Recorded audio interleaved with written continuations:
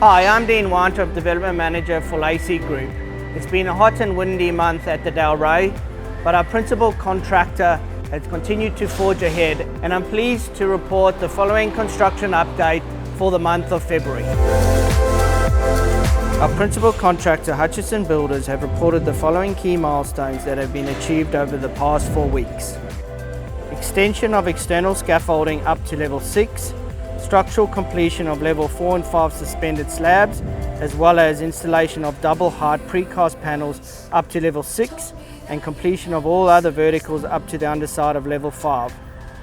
Looking ahead, key construction milestones anticipated for the month of March include extension of external scaffolding up to level 8, structural completion of level 6 suspended slab, as well as completion of all vertical elements up to underside of level 6, and the completion of formwork on level 7, and the commencement of internal works on level 1 and 2.